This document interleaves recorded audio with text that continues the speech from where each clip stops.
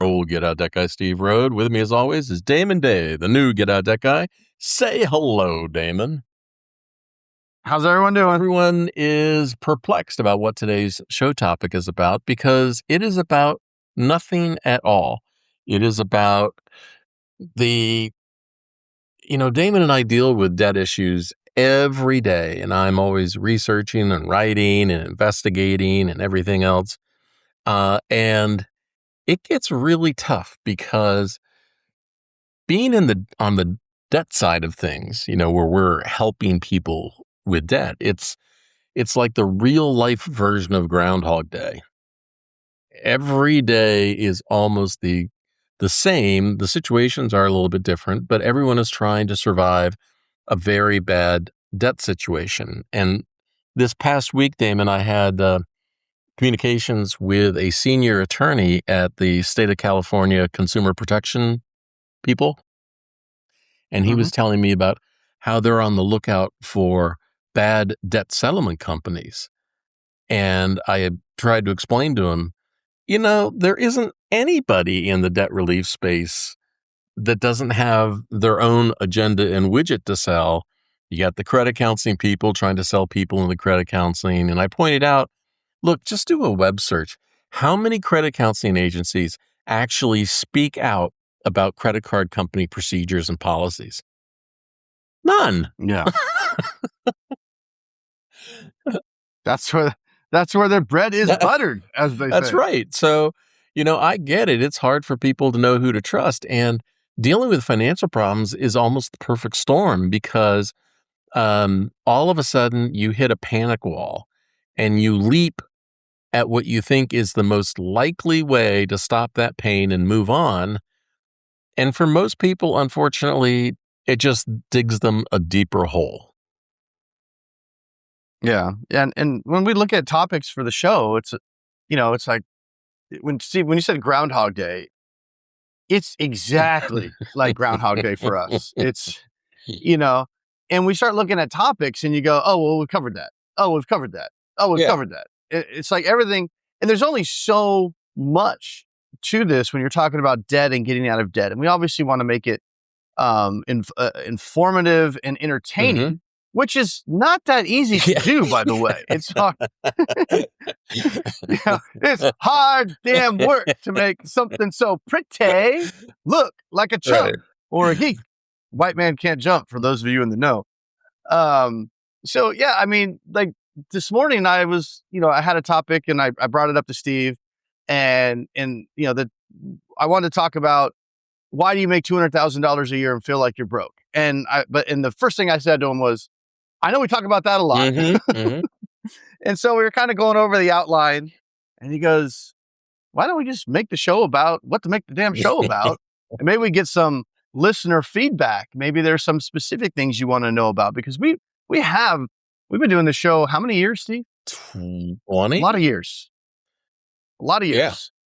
We've covered a lot of stuff. But here's the thing. Every show, some people will be listening to it that have listened to us off and on for years. And then there also will be people that have no idea who we are and have, just happened because debt is one of those things, money and debt.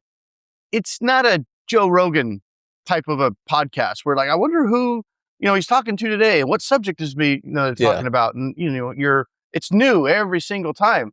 It's one of those things where if you're knee deep in it and you're stressed about it, you're actively searching for information on how do I fix this massive problem I have. And then you're not, right? Once you got it solved or you don't have it solved, but you just compartmentalize it and you're going to do something else, you're not listening every single day, probably, right? And so on one hand, I'm like, well, we already covered that, but it's like, well, who are we trying to cater the show to? The new people that have found us that are in crisis right now, or the people that maybe have been listening for a while and just love my quick wit, so they keep tuning in. I don't know who to cater the show to. And the thing is that I always wanted to talk to people who, after they overcame their debt situation, who wanted to do better, right? Who wanted to make the future, their financial future, even better. And even that gets difficult today because the entire upper middle class down is all getting squeezed by inflation, and they don't have extra money. And so then the conversation comes back to, how do we talk about making those difficult choices, about cutting back on things you do for the kids and all those other things that are just painful as well.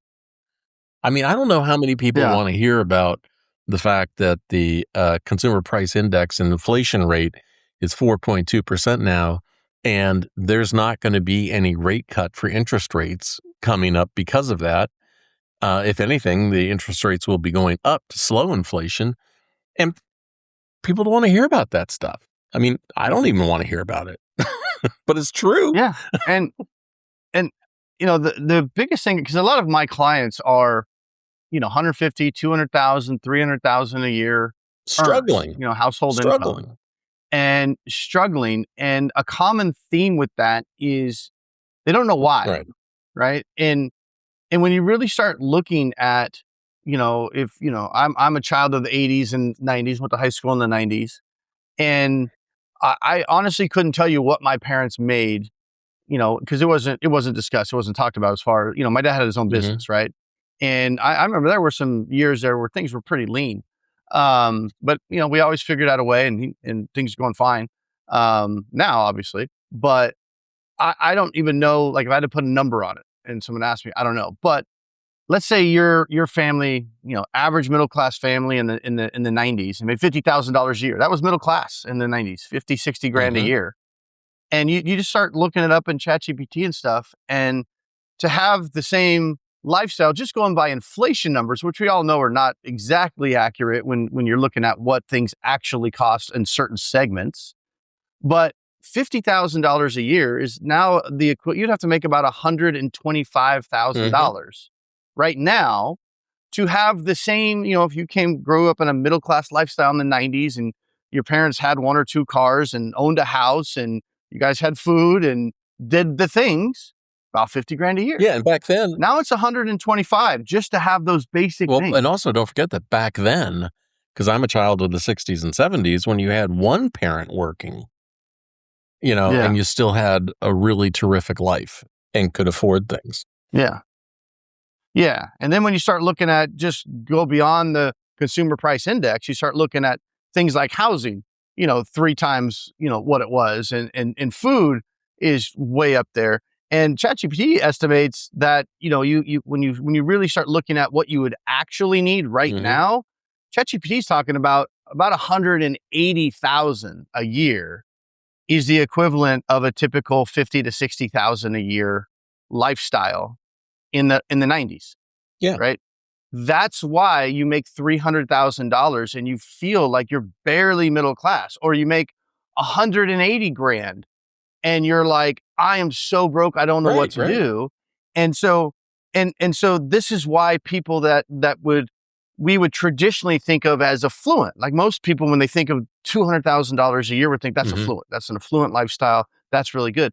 And that absolutely was in your formative years, when you were like, oh man, if I could make $200,000 a year, I would be living on easy street. But because everything has just gotten so expensive and income has not been able to keep up, that's why affluent people or formerly affluent people are just getting into debt and not realizing how or why. And they wake up going, how in the hell do I have $150,000 in debt? And it's simply because the lifestyle that you used to have at $200,000 is not anywhere near what it is now. And I'm not even talking about going back to the 90s. I'm talking about going 5, Right. 6, 7 Right. years ago.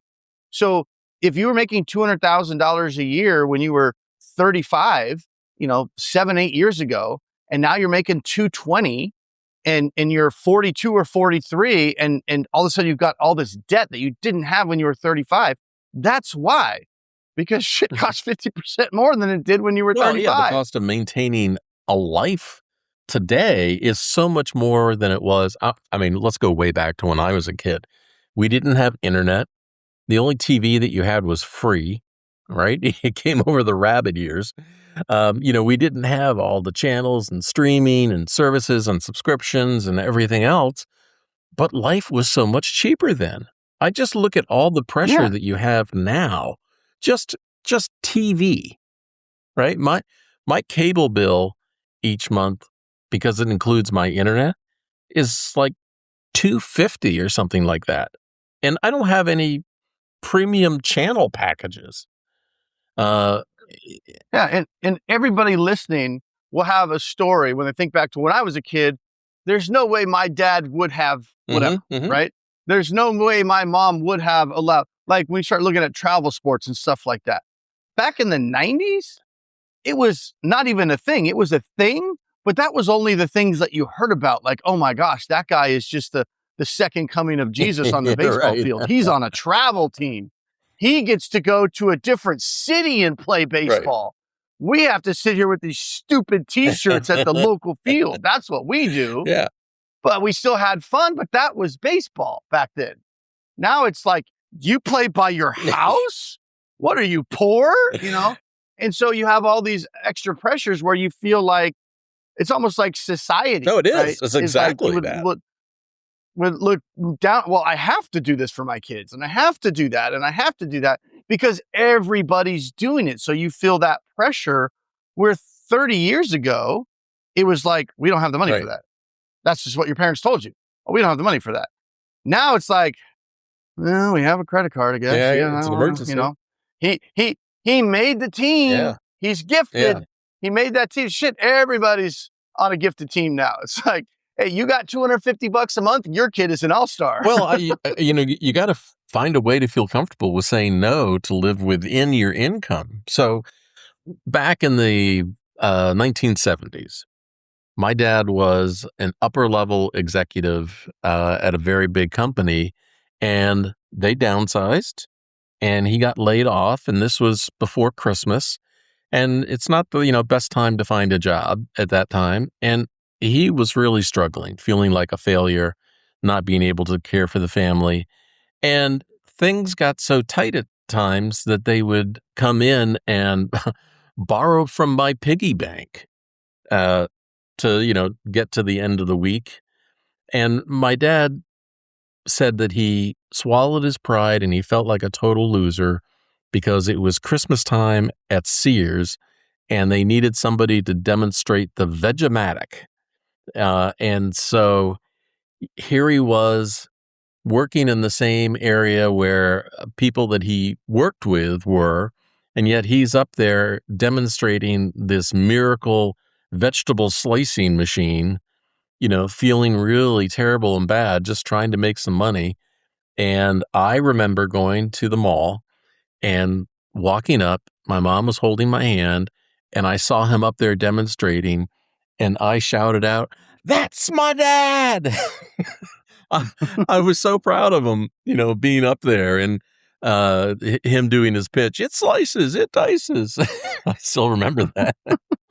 But that's the kind of thing that you have to celebrate because life gives you ups and downs. And the more you can go through it together without somebody, I don't even know if it's kids today, because I never had friends or people I knew when I was younger that would be demanding and tell their parents, I can't stand you because you can't get me X or whatever. But then again, that was unheard of back then. I mean, look, a playground when I was a kid was called a tree. You might get a vote.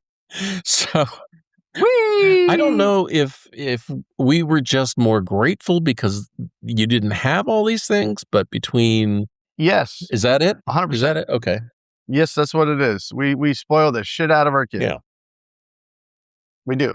And the funny thing is, you made that comment about borrow from your kids' piggy bank. I'm not saying there was a time in my life where I was guilty of that, but there was a time in my life where it was like, well, you're not ready to retire yet. And, we're all pretty hungry. So I will gladly pay you Tuesday for a cheeseburger today. Well, we all go through that. And here's the tough part is, I don't know if I have any fantastic, magical advice for parents right now that need to say, we can't afford that right now. I can tell you what my wife and I did when our daughter was little, and we go to the grocery store and she would say, "Can we have that?" And Pam was the one that was really good at breaking the news, but she would say, you know what? We can't afford it today. But the next time that we come back, you can get, whatever that thing is. And so there has to be some ability to say no and to be honest about living inside your income because, and this is why I think it's really important to have that conversation with your kids and the people you love now, because if you don't do it now, when you retire, you will truly be a burden on them. And that's not what you want.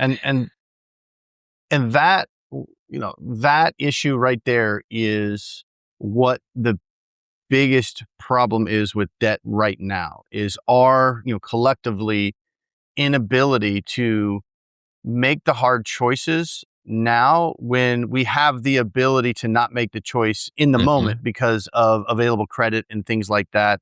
And the whole hyperbolic discounting idea where we're like, well, pay for it later. We don't want to make the hard choice now. We consciously know, we're smart enough to know that this is a bad choice for our future, but we want it now and we want to make the easy choice now. And we figured that we'll figure it out in the future. Right. And that's where we're at. I mean, for a lot of us, I could just simply sit here and go, oh, you make $250,000 a year. All right, let's get you signed up with Monarch Money. Let's start tracking your expenses and let's start cutting out things that aren't absolute necessities. Cut out things. Because most people don't even have a budget. Like they have an idea of what they make and they have an idea of what they spend, especially if you're making $200,000-$300,000 a year. You're not used to having a budget. You just kind of like, well, we make good money. We want that. We'll get that. We're not going to go too crazy because it's not the yacht that gets you, right? You're like, yacht? I can't afford a yacht. It's not the yacht. It's the $3,000 a month on groceries. Yeah, but that's what the honest thing is that you and I both absolutely hate budgets. But here's how I make my budget work for me and make it super easy. First off, I don't do it. Second thing is that that's great advice, Steve. That's why I love this show, man, because we're real. It's like, that shit sucks, man. But you have to use them as a tool sometimes. Yeah, but the way that I do it is I measure my monthly success by how much I'm able to put into savings. Okay. So I don't care how I spent it. It's because most people, they zero budget, right? They budget and we're about okay, but they don't have savings in the budget. And that's the problem. And you go, savings? There's no way I can afford savings. Okay, well, point made, right? You're living beyond your means. If you don't have a healthy savings in the budget where it's growing every month for emergencies, for long-term, that's why you're in credit card debt. Because when something happens that you didn't plan for or budget for, which is, that's not that often. It's only like every other day something will happen that you didn't expect. That's it. It's only every other day, probably. Sometimes you have an unusual month and every day something will happen that you don't have a budget for, but it just goes on a credit card.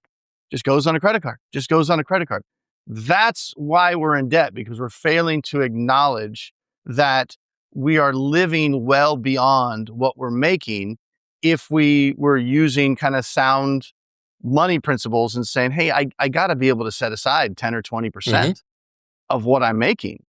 And I know that people are there's no freaking way. Well, there is a way. We just have to cut out some other things. And we don't have to right now if we still have available credit, but eventually we'll have to have the pay the piper type of a conversation. But that's how it happens, especially for people making $200,000 to $300,000 a year. And then it gets worse and worse and worse. It doesn't get better. It gets worse because the more you put it off, the more the debt grows and the more the monthly servicing of that debt eats away at your monthly income. And then the more you have to dip into the credit cards the next month because every month you're a little bit shorter. And then pretty soon you go, debt servicing is 25% of my income, and you'll feel like the federal government. Yeah, exactly. But the difference is you can't just print more money. Oh, but if you could. It would solve all the problems. We'd make our own money. Well, So ultimately, life is just going to get tighter and tighter. Thinking that tomorrow is going to be easier, that you're going to make more. There's been a sweeping effort, it seems, that people nearing their peak earning years at companies and corporations are being downsized and laid off because they're the highest income earners. So if you worked your Mhm. entire life hoping to get to that level and that's what you were going to retire at, um, that's not necessarily a great goal. And we have talked about that from the 1970s onward, the cost of life has gotten so much more expensive. It's going to continue to get that way between the subscriptions and the payments and everything else. So you got to find a way. There's no magic wand, but find a way where you're able to save money every month and be part of the financial successful class. You there's always been the occasional story about the guy who was the forklift driver who passed Yeah. away and left $10 million to his favorite college or something like that. It can be done. It's hard to do. Well, eh, I look at it like this: if you, especially the way things are today, if you want to stay in the middle class, or even get into the middle class, Yeah. there's a train rolling down the tracks, and I call it the asset Mhm. train. And if you don't freaking grab a hold of it, you are gonna be left in the dust, right? You're not gonna earn your way into the middle class. Your earnings are not gonna keep you in the middle class. It's the expenses that are sinking Mhm. you. And if all of your income is going to lifestyle choices and consumable goods, and none of it is going to investments and savings, you will never get into the middle class if you're not there, or Yeah, you'll fall out of the middle exactly. class Slide out the bottom. because you can't. The train's moving too fast. You have to get on it. You have to get. And it's like, what is he talking about? This damn train. You have to get money and assets. You have to get money working for you. And when you're in debt, all your income is just working for somebody else. That's all it's doing. You have to get your income working for you. You have to stop giving other people $2,000 a month to service your credit card debt, or $1,000 a month. You have to get out of that debt.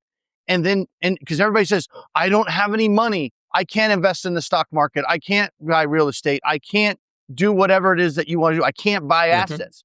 Well, you can. You're just spending all your money on consumables, lifestyle, and debt servicing. Yeah. So you have to start cutting so you free up that cash that you're earning to get it on that asset train. So eventually your assets are making money for you, and you can at least keep up, catch up, and maybe get further. Well, yeah, I talked about I feel comfortable putting money in savings every month, but I didn't describe the second part of that, which is it then goes into dollar cost averaging into assets. So, Mhm. this entire time since we've ever done the show, the stock market is now at the darn near highest point that it's ever been, even when the economy is sliding and people are doing worse. And that money is making money for me. Uh, Yeah. because you can do that. You don't have to put in $1,000 a month. You can get investing in, we love uh, either Betterment or even Acorns. And when you talk to Damon, he's going to talk to you about Acorns because it is so easy to get involved and just invest your spare change every month. And it can go into an index fund that will make you the highest average rate of return, and you'll be amongst the smartest of your friends. They're going to retire Yeah. broke, and you're not. Yeah.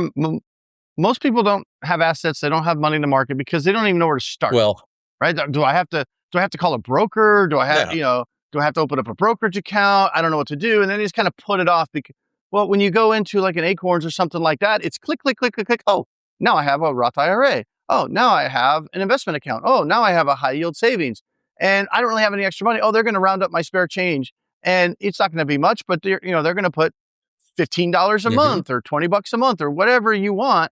And it gets you started. It's like pushing a snowball. And then you kind of start seeing some progress. But when you look at what you spend your money on, right? This is what I recommend to anybody right now. Go to Monarch Money, download, do the free trial. I think you get 7 days or whatever. Link it up all your accounts and start looking at the reports and see where your money actually goes. And where we're going to free up money to get you into the middle class or keep you in the middle class are all these payments that you're making every single month, and figure out what payments we can get rid of or pay off. How many car payments do you have? Are you spending $1,000 a month on car payments? And are you the type that's always likes to have that new car? So before that payment is finished or right after it's finished, you're like, time for a new car? Well, okay, maybe we need to change that. Maybe make your car last longer than 5 years. Maybe drive that car for 12 years, right? Get rid of that payment for a while. That money can immediately then start going into investments. You're paying $1,500 a month on credit cards and personal loans. There's ways we can get out of that stuff, whether we're talking about potentially filing a bankruptcy, cue everybody recoiling in horror, but it's something we can talk about. Better than eating dog food when you retire, right?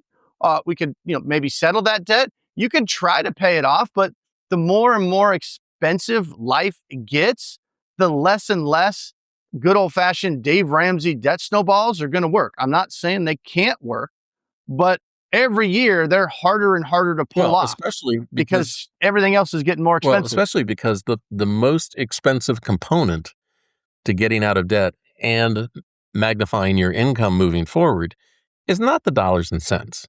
It's time.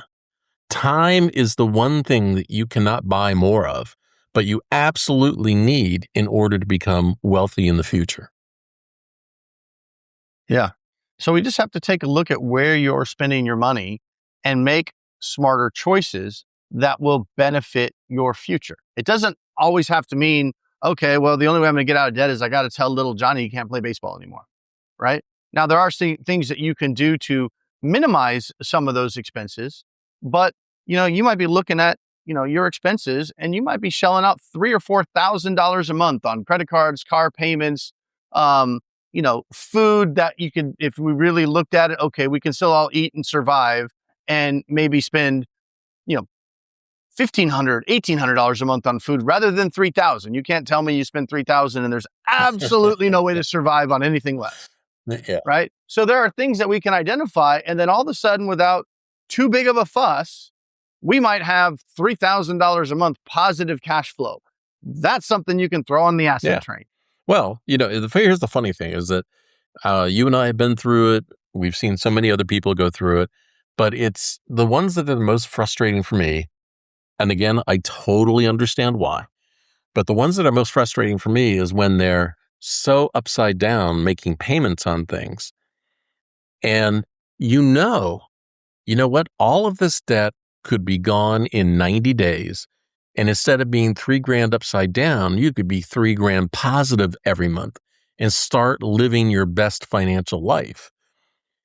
And the funny thing is that everyone has all these objections why they can't do that.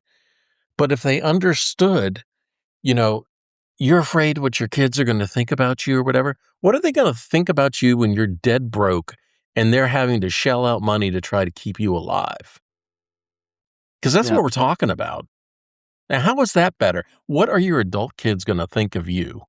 Because you didn't make the adult decisions today, the real ones, in order to make the most financial sense that you could to prevent them from having to do that. Yeah, and these are conversations I have with my clients, right? I mean, if you're struggling, you need some help, you just need to, somebody to bounce some of the stuff off of, and you feel like, well, who can I talk to about this? This is embarrassing stuff. I don't want to talk to friends or family or whatever. Go to my site, damonday.com, schedule a call with me, and we'll just have a conversation. We'll just go over, what your situation looks like, and we'll talk about options. And you can tell me you don't like the options I'm providing, but that's all I'm doing. I'm saying, well, we can look at this, and your life will look at this. And whether we're talking about bankruptcy or settlement or whatever it is that we're talking about, my job is to give you options, things to think about, because usually whatever it is that you're afraid of, the path that you're on is actually going to be a lot scarier for you than the thing you think you're afraid of. Oh, and by the way, you can find Damon's site, DAMONDAY.com, damonday.com. And Here's the thing. When you Yeah. talk to Damon on the phone, because you're going to have set up a free call with him, he's going to sound exactly like this. So you don't need to, For better or for you worse. don't need to be afraid. You're going to, get what you hear. Oh yeah, you'll get the real stuff. So Damon, someone is listening right now and saying, yeah, that all sounds good. I know I need to do that, but I'm afraid to do it. What first step do you have for somebody they can take right now? DamonDay.com. Well, it's probably the best first step. Talk it through. That's the best damn advice I can give you is let's have a conversation, right? Because it's, again, I say this a lot, right? A good consultant is someone that borrows your watch to tell you the time, right? So a lot of the stuff I might tell you is not necessarily going to be something that you went, oh my God, I never considered that. I never thought of that. Now, some of the stuff will, because I am brilliant, if I do say so myself. Well, you are. I agree. So some things I say, you're going to be like, holy shit, that is quite brilliant. But some of the things I say, it's not that you've never heard it before. It's that you'll have an opportunity to kind of talk it through and be like, okay, I'm afraid of this. And then I can find out why. And then we can just talk about the details and I can shine some lights on things. And if you're walking into a cave that is illuminated and not dark, it's not nearly as scary when someone's standing right next to you with a flashlight and saying, look, nothing in here. And you go, oh, okay. Versus you're out there in the woods by yourself and there's some dark cave. That seems pretty damn scary. I think I'm going to back slowly away and go the other way. Right. And that's what happens when people are faced with any tough choices or what they perceive to be tough choices on it's going to rock the boat. It's going to change my family situation. And you're probably right. It will change your family situation for the better. Absolutely. Yeah. People who do make the tough choices, who do make changes, who do address their financial situation, none of them feel worse. Right? Yeah. And you know what feels really good when you're in a spot and oftentimes very quickly where you have more money every month than you need. And a lot of you listening to this are like, what the F is that like? I've never felt that in my life. I've got extra money here. All of my bills are paid. I'm a month ahead. I have no money stress. Well, I guess I can put this in my savings account. Wow. Yeah. When's the last time you just had this extra money in the checking account that can go into my savings? That makes me feel that's what's going to make you feel good, right? That extra money, that security. How about we get to a point where, because this is the thing I get all the time. If I don't have credit cards, what do I do if I have an emergency? We consult the savings, right? So, here's a novel concept. We have money. I don't need to have a credit card for an emergency because I have money for an emergency. And I talk to people all the time and I get it. You get trapped in this way of thinking. I need to have this credit card. I can't go bankrupt. I can't get rid of that. I need to have, there's $2,000 in available credit left on this credit card. And I need that in case I'm having an emergency. And it's like, you're paying $2,000 a month in interest for the privilege of having $2,000 a month available on that card. Why don't we just get rid of all that? We take the $2,000 a month you're currently throwing away, and in 2 months, you'll have twice as much emergency available, and that creditor can't take it away from you with a Dear John or a Dear Jane letter that says, we've reevaluated and we've decided to cut your limit's reduced. Once it's in your savings account, it's yours. Now it actually is an emergency savings that can't be taken away from you. So, right? We got to get back to that line of thinking of, I don't need a credit card to bail me out. I can bail myself out if I just modify a couple. So everybody who's listening right now, the key is your future finances could be better than what they are right now. And you will have every internal reason why they can't be. You will explain away every step that you could take to make things better. And you will just continue to spin around the same sort of cycle and things won't change. This is why you absolutely need to talk to Damon. And he's not going to judge. I don't judge. I mean, Damon, I get the same sort of questions that you hear through the Ask Steve chat. You know, the things that I see every day through those chats is I don't think there's anything that could shock me anymore. Oh, I'm a master of responding to the yeah, Yeah, but. the yeah, but. The yeah, but. I get the yeah, but I am a trained professional. Yeah, Yeah. but. And again, I don't judge because I've been there. But when you're outside of it, if you can strip the emotion out of it, most people know that what they're saying doesn't make sense, but the emotion's there, right? When you get things like, I can't even consider filing for bankruptcy to get rid of this $100,000 of debt, even though you've told me that my house is protected, my cars are protected, my life, from anybody looking at it, wouldn't change. It would look like I'd have all the same stuff. I would just get rid of this $100,000 in debt, but that would hurt my credit for a few years, and my insurance rates may go up. Yeah. Okay. Yeah. That's not really, that's an excuse. I know that feels like it's really bad, but the numbers don't line up. Like, for example, here's another example is I said in the beginning that inflation is now 4.2%. And the funny thing is, a year ago or 2 years ago, when people were worried about getting a house, we're going to wait till the interest rates come down. Now, let's say that mortgage rates went down a quarter to half a point in that time, and you waited all that time because you wanted them to come down. Yeah, but you know what? Prices of homes went up 17% in the same amount of time. So it's all Yeah. about understanding the numbers to make the best decisions possible. When I was a kid, my parents bought a house, and rates were, I think, 13, 14%. Mine was when I first bought my I house.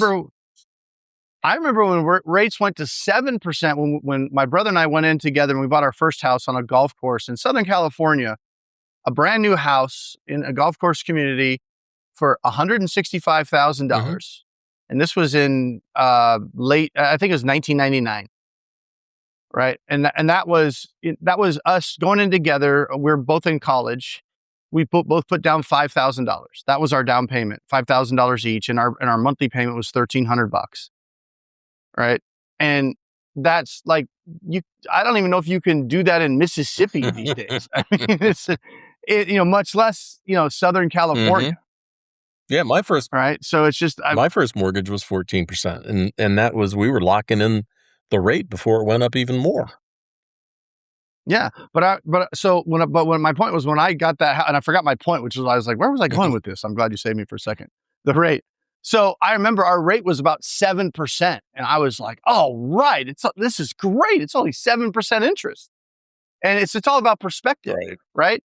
And then we sold that house for $450,000 a couple of years later. Now, if I was going in there going, oh, well, 10 years ago, the rate was 3%. And now the 7% sucks. Yeah, we're going to hold off this house. We should just we should wait. We would have missed out on over $200,000 that we made on the house. But here it is. Funny enough, not that we wouldn't have bought it or whatever, but it's all about perspective because, in the past, rates were higher. So it's like, oh, this is a good deal. But now that same deal, people think, oh, that sucks, 7%. That sucks. Right? Because in the past, their rates were 3%. Right. They might not ever get there again. Yeah. Those rates came out of a massive crisis, right? And they stayed low longer than anybody expected them to. Right. Well, and you got to have cash on hand in order to act on things like that. And the way that you get the cash on hand is it's the rule of holes, right? You find yourself in a hole, you just got to stop digging. Yeah, you stand there watching that train go by, waiting for the ticket price to go low enough for you to buy it, and then pretty soon the train is gone. Well, Damon, I think you gotta get on the train. If that's the takeaway from the show that we didn't have a show for, you got to get on the train. You got to get on that asset train. We will figure out how to get you on that train. Don't sit there and go, I can't afford it. If you have an income, as Steve said with the forklift operator, you can get on the train. You just have to get creative. If you have an income, you need to buy a ticket. I feel compelled to go, woo, woo. Toot, toot. The trains are coming round the bend. All right. On that note, Damon, I will see ya. Peace.